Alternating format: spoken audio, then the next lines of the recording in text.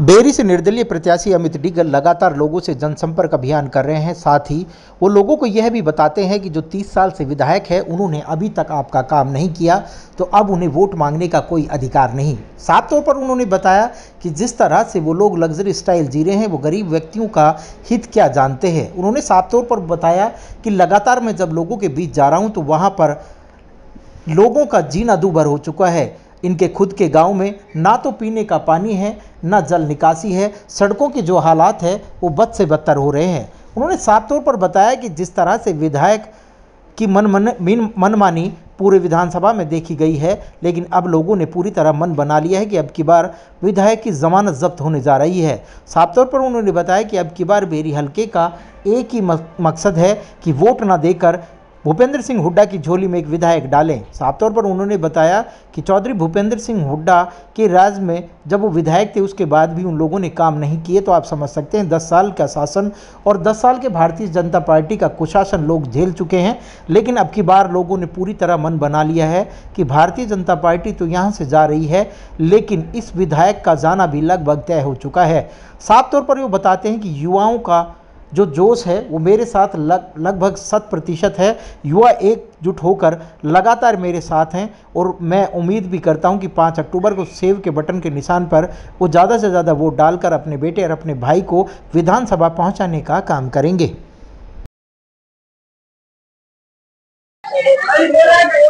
ढोड़ गांव में कितनी बड़ी संख्या में मातृशक्ति आपने देखी है।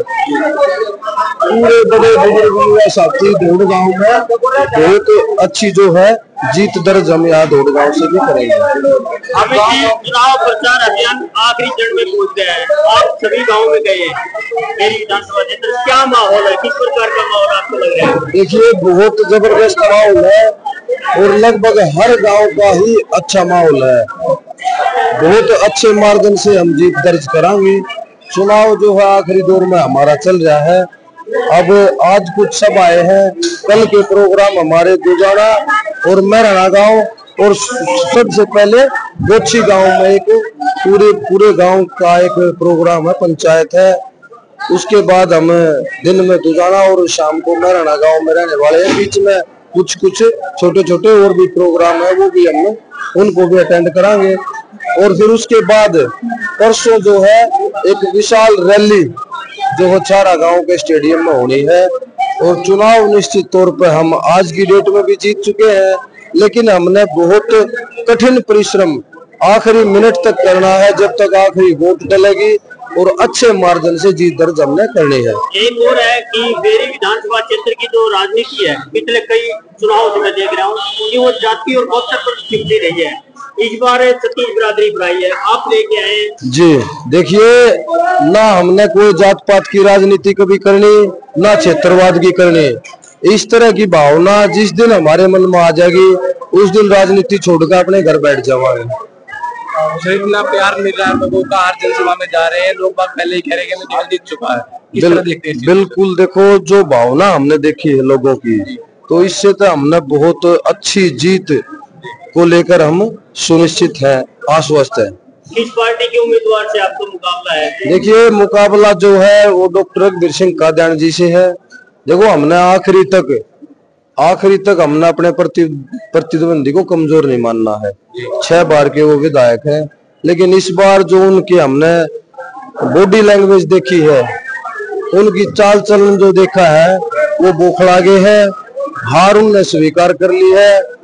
और हमारा जो माहौल है डेली जबरदस्त बनता जा रहा है। और 3 तारीख को माहौल एकदम से बदल जाएगा और 5 तारीख को तो माहौल तो चारों तरफ हमारा ही होगा।